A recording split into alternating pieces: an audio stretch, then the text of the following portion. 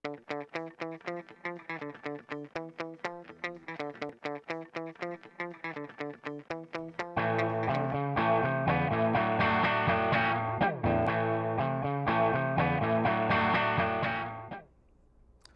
tarde, eu sou Bernardo Miranda, repórter do Jornal o Tempo, e a gente está aqui ao vivo no Facebook para comentar aí um ano da tragédia de Mariana com o rompimento da barragem de Fundão, que completa esse um ano amanhã, dia 5 de novembro. Essa tragédia que terminou com 19 mortes e foi o maior desastre ambiental do país. E para conversar aqui sobre esse tema, a gente está aqui com a Bárbara Ferreira, que foi uma das repórteres nossas que cobriu em loco o desastre de Mariana. Também estava lá a Aline Diniz, também repórter aqui do Tempo, e Lincoln Zarbietti, que é fotógrafo, repórter fotográfico aqui do Tempo. A gente vai começar aqui conversando então, falando um pouco da experiência de um ano da tragédia de Mariana. A Bárbara, a Aline e o Lincoln estavam lá na tragédia. A Bárbara e o Lincoln, eles seguiram de Mariana até o Espírito Santo no ano passado, e hoje eles refizeram esse trajeto, e a gente quer saber como é que foi a diferença, como é que está a situação e como é que foi essa experiência de passar logo depois da tragédia pelo Rio Doce, que foi devastado pela lama da Samarco, e agora como é que foi um ano depois, o que pôde ser observado, o que vocês viram e como é que foi isso? Um ano passou, mas é engraçado pensar que pouca coisa mudou. Talvez a cor da água tenha mudado um pouco, mas para quem está lá, assim, o que a gente viu é que foi um ano esperando que alguma coisa acontecesse, mas que nada acontecia de fato, assim. Uma sensação de potência, assim, de não poder fazer nada e de às vezes até pensar, nossa, e agora o que eu vou escrever? Porque eu vou ter que escrever a mesma coisa? Claro que não é a mesma coisa, mas assim, em termos efetivos, muita pouca coisa foi feita, né? E acho que uma coisa que foi muito legal foi que a gente conseguiu reencontrar praticamente todas as pessoas que a gente tinha encontrado da última vez. Isso deu para ter uma noção mais próxima da realidade dessas pessoas um ano depois exatamente, né? Assim, tentar entender o que mudou na fala delas, o que mudou na vida delas, né? E de Mariana até o Rio Doce é uma situação meio caótica que se vê, assim. Quando você pergunta do futuro, ninguém sabe te dizer. As pessoas estão esperando, assim, uma solução, né? Para essa tragédia. Uhum. E eu acho importante esse retorno depois de um ano, porque as pessoas, elas sentem ainda também um pouco no jornalismo, não sei se a Bárbara viu isso também igual eu, vem um pouco na figura do jornalista um amparo ali, um apoio, fora apoio empresa, fora apoio governo, que às vezes muitas vezes eles não encontram, eles encontram no jornalista esse apoio. E quando a gente retorna lá um ano depois, mostra para ele o que a gente fez, leva o caderno que a gente produziu, mostra o vídeo que a gente fez. Então eles começam assim, eles acreditam mais no nosso trabalho. Isso gera uma empatia com nossos entrevistados e eles conseguem se abrir mais, contar mesmo o que eles estão sentindo, e eu acho que isso é importante.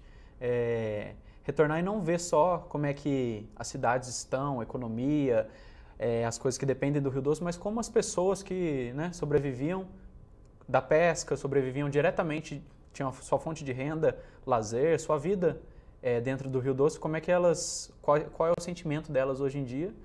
E acho que a gente viu muito que é um sentimento meio de desolação, assim, eles estão muito perdidos. Quando a gente foi pela primeira vez, eles já estavam perdidos, mas eles não tinham uma dimensão do problema. Hoje em dia eles estão perdidos sabendo a dimensão do problema, né? Uhum. E só lembrar, gente, que a gente está ao vivo, então vocês podem mandar perguntas, fazer comentários aqui que a gente vai lendo, a gente vai tentando responder assim que possível. Se a gente souber as suas dúvidas, a gente vai sempre responder aqui as questões levantadas. E você, Aline, como é que foi ali? Você esteve em Mariana logo no dia do rompimento da barragem, você chegou em Bento Rodrigues, ficou lá em loco e agora você retornou nas outras regiões afetadas ali de Mariana. O que você viu e qual que foi sua experiência ali nesse sentido? Assim, há um ano, né, quando a gente foi pela primeira vez, o que se via, assim, as pessoas sem casa, sem nada, né, com tudo destruído, tudo debaixo da lama mesmo, e as pessoas chorando e muito triste por causa da indefinição, né, uma vida de indefinição. Você tinha uma casa no momento, poucos segundos depois você não tinha mais casa, você não sabia cadê seus animais, não sabia, né, de nada. E quando você volta um ano depois, você ainda vê indefinição. né? Eu acho que é essa a grande questão.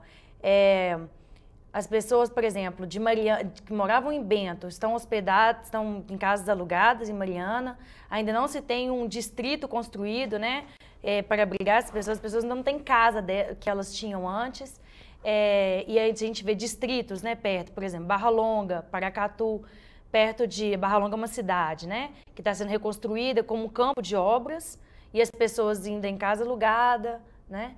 E Paracatu de Baixo, que é um outro distrito que a gente vê ruínas e as pessoas que tinham o costume de viver na roça estão morando em apartamentos em Mariana.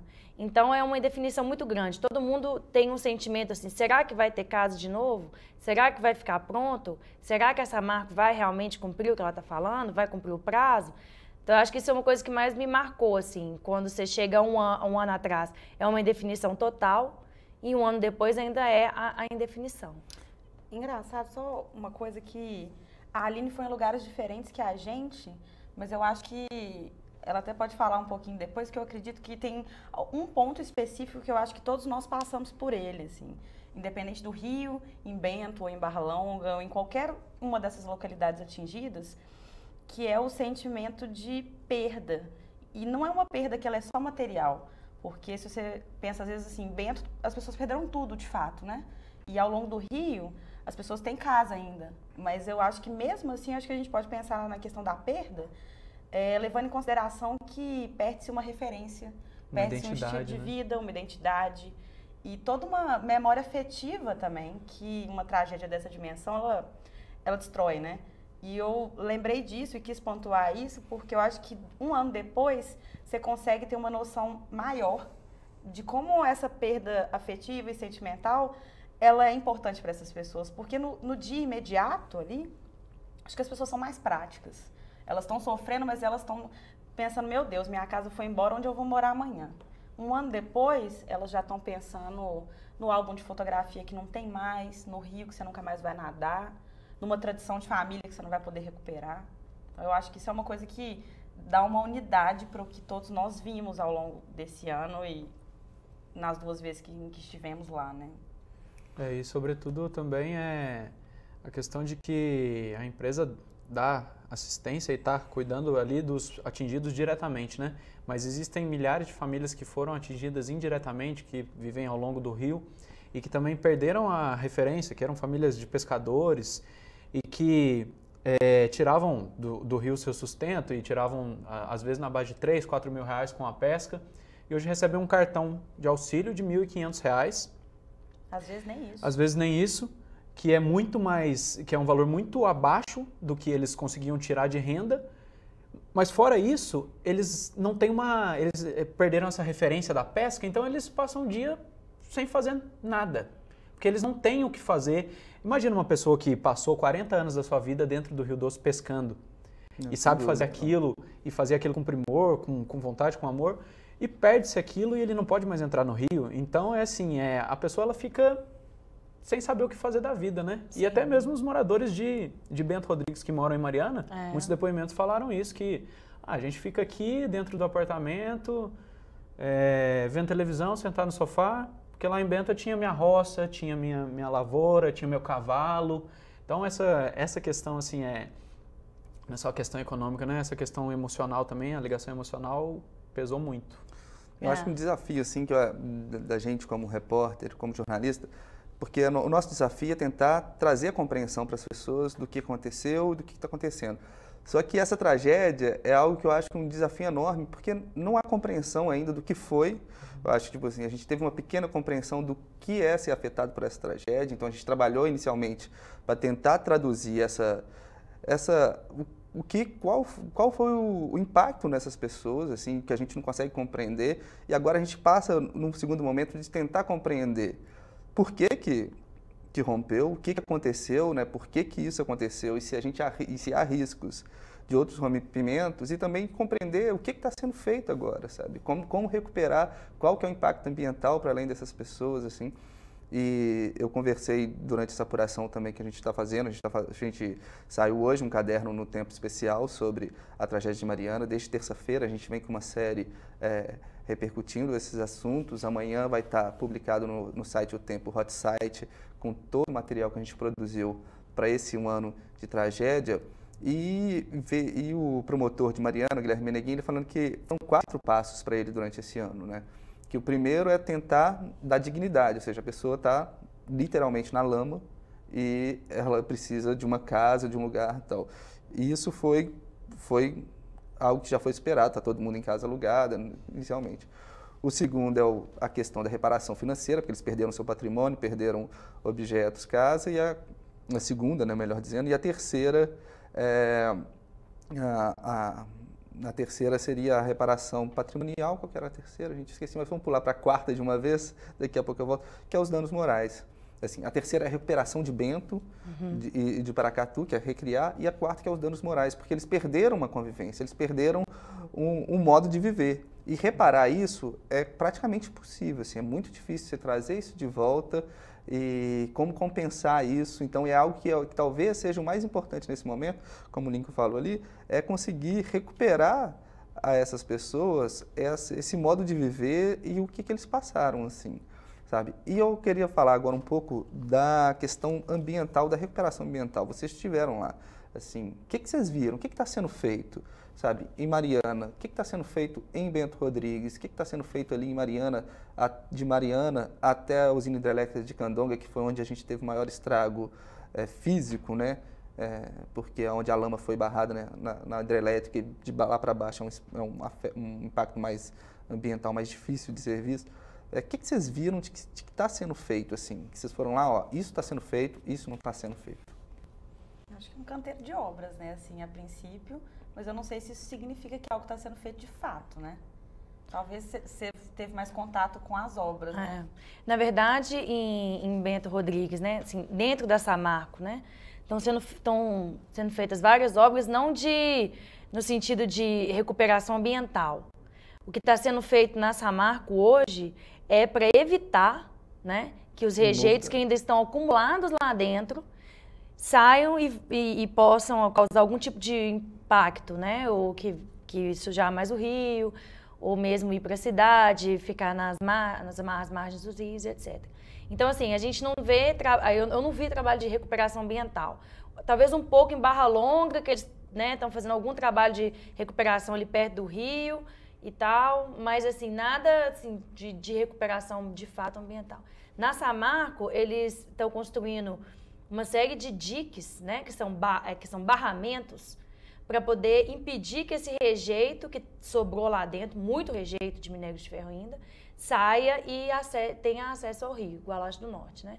E que depois vai se, né, desaguar no Rio Doce. É isso que eles estão fazendo. Eles estão construindo uma nova barragem que chama Nova Santarém, né?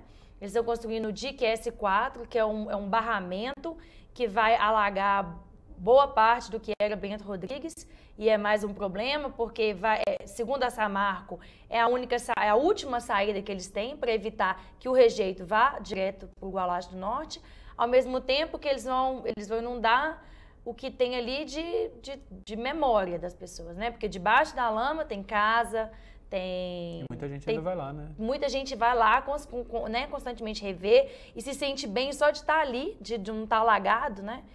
Então, está sendo feito esse dique, a Nova Santarém, e 3 outros diques já foram feitos, já estão tendo a capacidade esgotada, tudo para segurar o rejeito dentro da Samarco. É isso que está sendo feito. Eu não vi, assim, muito essa questão do reparo ambiental na minha viagem. No Rio também não, assim. E as pessoas falam até muito isso ao longo do Rio, assim. Não se vê obra, não se vê uma mudança no Rio e também não se vê uma preocupação imediata da empresa de recuperar peixe, vegetação, reflorestamento. Nada foi replantado ainda. E acho que nem estudos completos para a gente tentar ter uma magnitude do impacto não foi feito ainda. A gente não consegue isso. Inclusive, essa semana agora, o IBAMA aplicou mais 6 ou 7 multas na Samarco, justamente pela falta de um estudo que demonstre o impacto ambiental. Então, eu acho que sem saber mensurar esse impacto ambiental, é muito difícil também uma ação concreta para recuperar esse rio, né? E quem vive nele nem acredita que isso seja possível, assim. Essas pessoas, elas nunca viram algo tão cruel, assim. Nem em enchente, nem em seca, nem em qualquer outro momento eles tiveram uma imagem do Rio Doce tão debilitado e tão moribundo, né? Eles falam isso. É importante ressaltar também que, de acordo com que a gente ia percorrendo o Rio Doce, sentido a divisa do Espírito Santo, né? O rio dava uma clareada, isso é fato. Mas não dá para se enganar dizendo que o rio está limpo, porque existem algumas usinas hidrelétricas antes, a usina de Baguari, a usina hidrelétrica em Aimorés, Candonga, né? Que é a Candonga, a primeira. E essas usinas, elas retêm muito a lama. Então, conforme o rio vai seguindo o seu fluxo, a lama vai dando uma dispersada. Só que quando acontece uma forte chuva e eles precisam abrir as comportas, a lama que está represada antes das usinas, ela acaba que vai solta.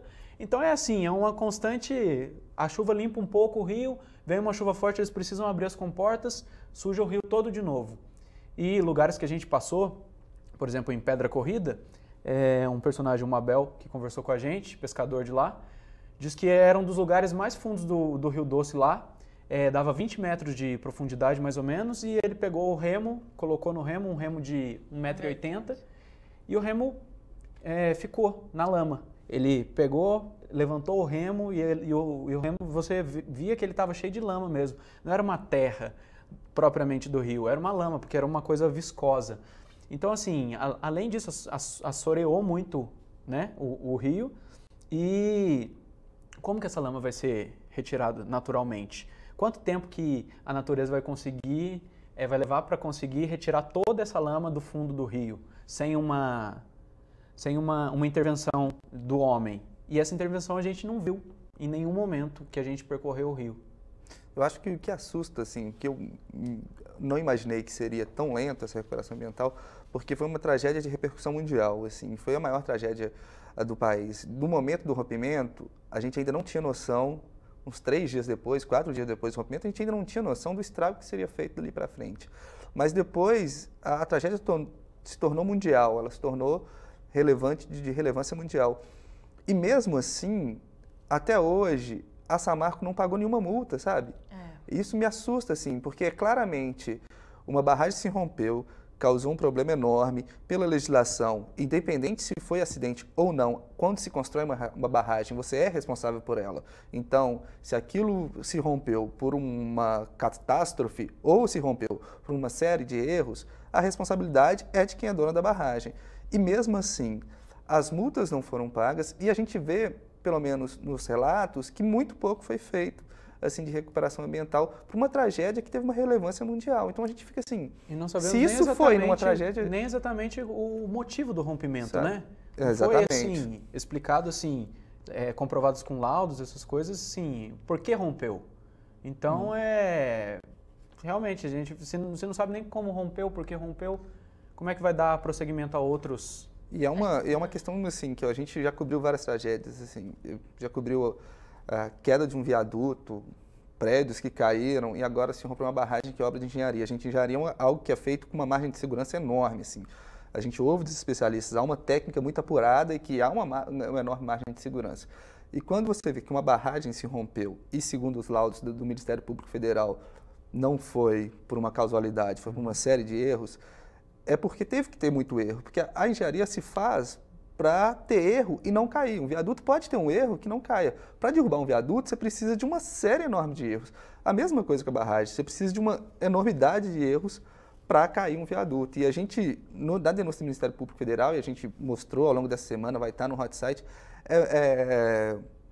Fundão foi um problema, ela foi um problema para os diretores da Samarco, porque ela nasceu com um problema estrutural, ela teve que parar de operar em 2009, ficou quase um ano sem operação para reformar esse problema, e foram apresentando uma série de outros problemas até chegar a uma solução que foi tomada pela Samarco, contradizendo o especialista consultor que projetou a barragem, que foi o que já foi tão discutido, que é o recuo da margem esquerda, né? Que é um recuo. A barragem está aqui reta e eles recuaram esse trecho, então ela faz uma curva. O pior não é, que pelos relatos do Ministério Público Federal, não é fazer o recuo, é porque parte do recuo foi feito sem um projeto de engenharia. Então, assim, a engenharia trabalha com a margem de erro. A partir do momento que você abre mão dessa margem de erro, você está assumindo uma responsabilidade, um risco que vai acontecer. Sabe? Se você não recompôs essa margem de erro, por quê? Por que você não voltou com a segurança? Essas perguntas que ainda ficam, né? Por que a Samarco não voltou? Porque ela foi avisada em 2013 de que havia trincas, ela percebeu que havia trincas, ela foi avisada por consultores que ali havia um problema naquele recuo. Então, por que demorou a trazer essa margem de segurança a ponto da barragem se romper? Né? O que aconteceu ali, sabe? É algo que é uma dúvida que fica, e a dúvida de que se houver a comprovação de que houve, de fato, essa, no mínimo, negligência, qual que é a responsabilização, sabe? O que eles vão pagar? Porque sequer as multas, o que é uma reparação ambiental, a justiça brasileira e a questão burocrática de recursos administrativos e judicialização da coisa faz com que essa marca até hoje não pague. E um ano depois tenha atividades tímidas, a gente fica pensando quando que a gente vai ver uma responsabilização criminal disso, se for comprovado e se a justiça chegar a isso. Isso é algo que eu fico assim, que eu não esperava que fosse tão leniente, porque houve uma repercussão muito grande e mesmo com toda essa repercussão, a gente não vê muita coisa acontecendo. E essa questão de encontrar um culpado, não tem um culpado na verdade, né? Mas de responsabilizar alguém, isso é muito importante, eu acho que para todo mundo que foi vítima dessa tragédia também. Porque a gente estava falando aqui que tem várias coisas que a gente não sabe se conseguem ser recuperadas, né? Se as coisas vão ter volta, mas eu acho que pelo menos de saber que alguém ali está se responsabilizando por aquilo e está sendo punido por aquilo, isso pode trazer um certo conforto para essas pessoas de alguma forma também, assim, acho que vai além só da questão de se fazer justiça e de se achar um responsável, mas para que todas as milhares de pessoas que foram impactadas com isso, elas tenham uma solução, né? Eu acho que agora a situação está levando por uma questão quando que essa marca também vai voltar a operar, já é uma coisa que preocupa, né? A gente fica pensando agora, Mariana, por exemplo, que tinha grande parte da arrecadação, né, relacionada com a Samarco, várias pessoas trabalhando na Samarco, e aí a Samarco agora já tem novos projetos, já começa a engatinhar, a gente começa a pensar, pô, será que ela vai voltar a funcionar? Né? A gente não sabe ainda também. Em que condições? Em que condições? Porque esse fundão era estável, tinha laudo de estabilidade e aconteceu. Agora, como que você confia que uma nova barragem da Samarco vai funcionar? Né? Como que as pessoas vão continuar morando ali embaixo, né? Assim, se a Samarco voltar a operar?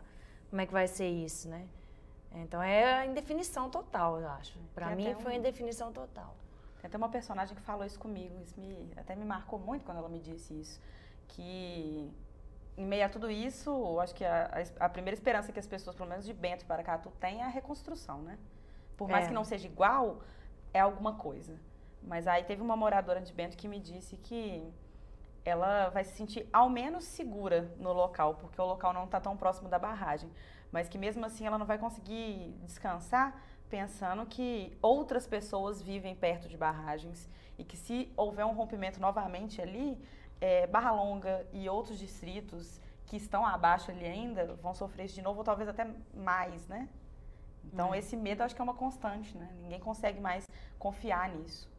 Agora, a gente vê isso, essa questão econômica da Samarco, né? A Samarco, sem operar, ela traz prejuízos financeiros para a Mariana, por causa de arrecadação, mas também por causa de geração de empregos, isso gera um impacto na cidade. E eu queria saber como é que você viu assim, as pessoas de Bento Rodrigues dentro de Mariana, se há um remorso das pessoas de Mariana com os moradores de Bento Rodrigues por essa função, porque às vezes pessoas perderam o emprego, então como é que elas lidaram com isso e como é que os moradores atingidos dessa tragédia de Bento Rodrigues e Paracatu estão sendo tratados morando hoje em Mariana, em casas alugadas para o Samarco? Isso é uma coisa muito complicada, porque além de tudo que eles passaram, muita gente culpa eles, né? E se tem alguém que não é culpado nessa história, são eles, né? Eles perderam tudo. Mas eles sofrem com isso cotidianamente, assim. Tem essa questão do desemprego. Em Mariana, as pessoas acreditam que é uma cadeia, o próprio prefeito disse isso pra gente, né? Assim, que afeta Samarco, o desemprego, afeta o comércio, e as coisas vão se transformando em uma situação muito pior, né? Então, as pessoas acham que isso prejudicou todo mundo. As pessoas de Mariana, não as pessoas de Bento, né? E aí, com isso, elas acham que a população de Bento foi culpada. E inclusive, teve gente de Bento que me disse que ouviu lá em Mariana pessoas dizendo que eles deveriam ter morrido, assim. Então, isso gera um sentimento muito difícil. A pessoa está indo para uma cidade que não é a dela, está indo conviver com pessoas que não são as pessoas que ela tem costume e ela ainda é rejeitada ali naquele lugar, né, depois de ter passado tudo isso. Então, cria-se uma relação entre os marianenses e as pessoas de Bento muito difícil também. Uhum. Eu participei de uma reunião de negociação dos moradores de Bento com a Samarco e eu fiquei imaginando assim, a Samarco acabou com a vida deles, né? A Samarco, o rompimento de Fundão, né? Não sei se a Samarco teve culpa, efetivamente, mas o rompimento de Fundão acabou com a vida deles. Eles tiveram a vida completamente destruída, o patrimônio, teve gente que realmente perdeu a vida. E depois daquilo tudo, eles têm que se desgastar numa negociação do que vão receber, sabe? Eu fiquei assim, gente, você acabou com a vida, você não tem condições de negociar com a pessoa, você tem que fazer o que ela pedir, praticamente isso. E não, as pessoas que passaram por todo aquele desgaste, que perderam familiares, que perderam tudo, perderam casa, tiveram toda essa convivência perdida, o lugar que ela mora está debaixo da lama, que ela viveu e cresceu, ela ainda tem que passar por um desgaste de uma negociação de reparação de um bem que vai ser muito menor do que tudo que ela perdeu. E ainda assim há um embate ali, aquela negociação, porque negociação é sempre algo muito tenso, sempre algo que desgasta demais, e as pessoas ali tendo que pensar e debater com alguém que é muito mais forte do que você. Isso é muito ruim. E esse desgaste também em relação à empresa, também a gente vê por coisas simples, coisas pequenas, como por exemplo, eles quererem ir visitar Bento Rodrigues, eles enfrentam impedimentos no deslocamento até Bento Rodrigues. Se você for pelo caminho de Santa Rita do Ourão, você não passa. Tem uma barreira da própria empresa que não permite a passagem por lá. Então tem um outro caminho por estrada de terra, que já era o caminho que eles utilizavam, que eles podem passar, mas muitas vezes são abordados por seguranças da empresa, por funcionários da empresa. Defesa Civil. Pela Defesa Civil. E que assim, eles querem ir lá para recuperar um pouco daquela memória, do sentimento afetivo, e eles encontram essas burocracias também, né? E até porque Bento Rodrigues hoje é um terreno, um campo de obras, né? Muito grande. Então tem essa preocupação da segurança também, mas até que ponto esse terreno de obras assim, ele foi uma invasão, né? A lama foi uma invasão da vida particular das pessoas. Até que ponto a Samarco tem um direito mesmo de continuar privando a vida dessas pessoas, né?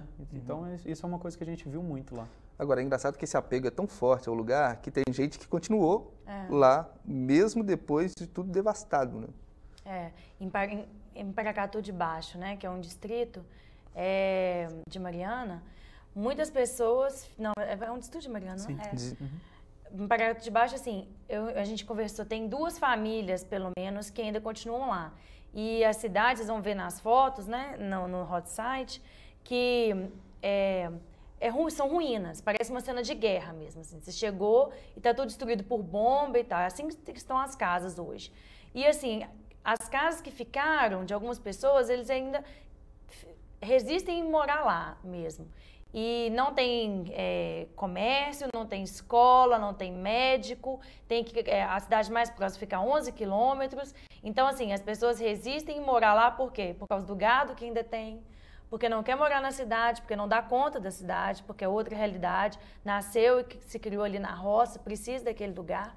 Então, eu conversei com o Divino, né? Que é uma pessoa, ele mora sozinho agora. Então, a mulher dele e o filho foram para Mariana, porque o adolescente precisava estudar, e ele ficou lá e ele falou que não vai sair de jeito nenhum, nem quando a outra comunidade estiver construída, que ele vai ficar lá até morrer. E aí ele ainda acha bom, em algum sentido, porque a casa dele não foi diretamente afetada, assim, o imóvel, né? O terreno foi afetado, a plantação e tudo, mas a casa ficou em pé. Então, a casa ficou de pé, ele não vai sair de lá. E fica na solidão, assim, sozinho quase. Né? Não tem filho, não tem mulher, não tem escola, não tem médico, não tem nada. Tem amigo, não né? tem amigo. Né? O que ele costumava fazer, que era sentar com o pessoal no bar ou conversar no futebol no domingo, não existe mais. Ele vive sozinho. E mesmo assim, ele prefere do que se mudar para um apartamento em Mariana. E eu vou falar que eu tenho certeza que, pelo menos, isso foi uma unanimidade em todos os moradores de Bento que eu conversei agora depois de um ano, que se tivesse sobrado alguma coisa em Bento, as pessoas estariam lá. E se, às vezes, permitissem que elas fossem mesmo em cima de ruína, teriam ido de alguma forma. Teve morador que chegou a dizer que se pudesse colocava uma barraca e ficava lá. Então, assim, é um apego mesmo, e que eu consigo até compreender, assim, esse apego, porque foi uma coisa abrupta que chegou lá e te tirou do prumo, né? Tirou sua vida do lugar.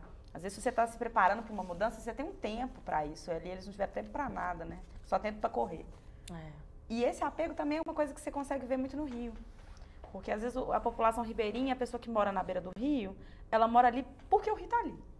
Porque aquele rio traz alguma coisa, aquele rio é o que alimenta essas famílias. Então, é uma relação de dependência, mas essas pessoas não querem ir embora mesmo depois de ver o rio, que o rio não pode prover nada. Então, você vê que não é só uma questão econômica, né? É uma questão que vai muito além disso. O Heitor Bragança está aqui elogiando a gente, falou que ele é repórter no interior há quase 30 anos e está parabenizando a equipe do Tempo pela qualidade e comprometimento das matérias apresentadas. Diz que a abordagem do tema da tragédia de Mariana foi feita de uma maneira tão absoluta que nos dá certeza deste compromisso do jornal em tentar trazer essa compreensão dessa tragédia, que é algo tão difícil assim, até para as autoridades, para a gente tentar traduzir isso e para quem sofreu isso também. E não só também essa compreensão, mas também dar voz um pouco às pessoas que estão lá, né? Que elas precisam ser realmente ouvidas. Agora, a gente que estava lá durante o rompimento, vocês que foram lá um ano depois, para a gente encerrar aqui, queria ouvir um pouquinho de cada um. O que vocês esperam daqui a um ano, daqui a 2 anos? O que vocês esperam de lá? Será que essa marca vai voltar à operação? A gente vai ter reparação ambiental? Como vão estar essas pessoas atingidas que ainda hoje vivem muito longe das condições de recuperação do que eram antes da tragédia? Eu acho que, para além de qualquer ressarcimento ou de penalização da Samarco, ou de pagar as multas e recuperar o meio ambiente, eu acho que isso é um primeiro passo, mas eu espero que, se eu tiver a oportunidade novamente de voltar nesses mesmos lugares, encontrar com essas pessoas de novo, eu queria chegar nessas casas e não ver ninguém cabisbaixo, eu queria ver essas pessoas bem. Assim, então, acho que a primeira coisa é bater na porta de uma casa tendo a certeza de que alguma coisa melhorou. No horizonte é difícil, assim, prever uma melhora, né? Assim, era muito... o que eu queria, mas a gente... assim, claro, o que eu queria, se eu pudesse, né, ter o mínimo de sonhar alguma coisa, desejar alguma coisa, queria que sobrasse uma alegria no coração deles, né, depois de tanto sofrimento. Mas, assim, o que eu espero é isso, né, que as pessoas estejam melhor daqui 1 ano, daqui 2 anos, que elas tenham a casa, que elas estejam felizes com o lugar, que elas consigam ter de novo o convívio com a vizinhança, né, que foi tirado de maneira tão abrupta. E, assim, isso eu acho que pode ser que aconteça, né? Pode ser que nessa nova... Porque o ser humano tem essa capacidade de se reinventar, né? A resiliência, se reinventa, resiste. Então, eu acho que, sim, com a construção dos novos lugares, né? Bento, Paracatu, as pessoas vão começar de novo a criar laços e vão voltar a ter um pouco mais de felicidade. Agora, com relação à reparação ambiental, eu sou mais pessimista, né? Acho difícil, vai demandar tempo, e até o tempo da natureza mesmo, né? E já a Samarco, assim, eu acho que provavelmente ela vai voltar a operar, né? Assim, não vai ter outra saída. Eu queria daqui a 1 ano voltar e ver o sentimento que muita gente comentou com a gente de esperança, que esse sentimento realmente fosse concretizado por ações da empresa, por um início de recuperação do Rio Doce, ao começo da reconstrução de Bento Rodrigues, sabe? Ver no olhar dessas pessoas que eles têm a esperança concreta de que a vida deles vai voltar, não só voltar a ser o que era, mas assim, tomar um rumo, mesmo que um rumo diferente, mas ter um caminho. Eu acho que eu queria voltar lá e ver que essas pessoas possam conseguir enxergar um caminho novo para a vida delas, porque até então elas não enxergam caminhos para a vida. Elas estão indo só, estão levando a vida, mas sem um direcionamento, né? E assim, talvez eu faça das minhas palavras, as palavras do prefeito de Baixo Guandu, que conversou com a gente, que assim, a gente entende a importância da operação da Samarco para o município, para a economia do município, mas que essa retomada das operações fosse condicionada a recuperação ambiental, a reconstrução de Bento, a ações efetivas, que ela possa retomar as operações para gerar lucro para o município, mas que fosse, assim, essa contrapartida, sabe? Porque só retomar e não fazer nada também, a gente fica nessa sensação de impunidade total, né? Isso é uma frustração, né? Você não vê a prioridade sendo a recuperação ambiental. Por exemplo, é claro que uma empresa tem que lucrar. Uma empresa precisa lucrar para que ela seja economicamente viável. É claro que ela tem que buscar o lucro. Mas a partir do momento que a gente tem uma tragédia, a Samarco é uma empresa que tem como controladoras duas gigantes multinacionais, a Vale e a BHP Billiton, que é australiana. E, obviamente, elas têm recursos para casos de tragédia. Toda empresa conta com um cenário péssimo onde, nossa, se acontecer isso, a gente vai ter que gastar isso. Então, acho que essa é uma frustração que fica, é porque a prioridade não é investir todos esses recursos possíveis para a recuperação ambiental, para que, a partir daí, a Samarco volte a dar lucro o mais rápido possível. Então, eu acho que enquanto, isso é uma opinião pessoal, enquanto a demora da recuperação ambiental for cada vez mais longa, acho que mais difícil vai ser para a Samarco conseguir voltar a operar normalmente sem um questionamento tão forte, e imagem para a empresa vale muito. Então, acho que valia a pena investir cada vez mais para recuperar a imagem da empresa, e isso traria benefícios para reversão do lucro, para trazer lucro cada vez mais rápido. Então, a gente vai terminando por aqui. Essa é uma tragédia que completa amanhã um ano. É algo muito triste, mas é algo que tem que ser lembrado. Então, é algo que a gente nunca pode esquecer. Tem algumas tristezas na humanidade que ela tem que ser lembrada ciclicamente para que isso nunca mais aconteça. A tragédia de Mariana foi algo muito violento. Assim, acho que quando a gente lida com morte, às vezes a coisa fica naturalizada, mas a morte foi brutal, e os relatos do Ministério Público Federal mostram que as mortes dessas pessoas foram brutais. As pessoas tiveram seus corpos partidos ao meio, membros segmentados, foram arrastados pela lama durante até 100 quilômetros. O corpo que foi encontrado mais longe estava a 100 quilômetros da barragem de Fundão.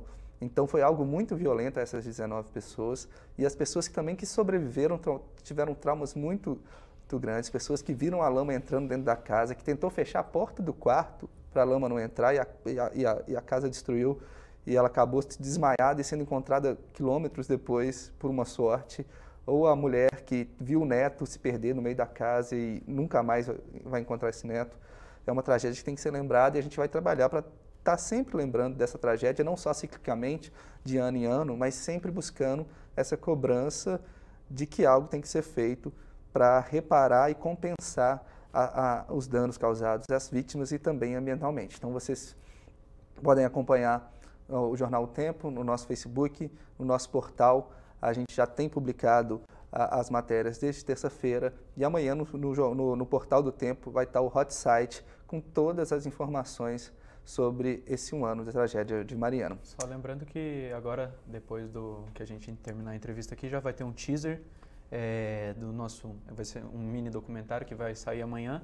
Então hoje já vai ter um teaser de 2 minutos para as pessoas se ambientarem, verem como é que vai ser amanhã, e tá um material bem legal que a gente fez com bastante profissionalismo e carinho mesmo, né, pelas pessoas de Bento e por tudo que aconteceu. Então fiquem de olho aí, esse material multimídia, então vai ter vídeo, tem fotos e tem textos bem bacanas para vocês acompanharem aí no Jornal O Tempo. Muito obrigado pela presença e até a próxima.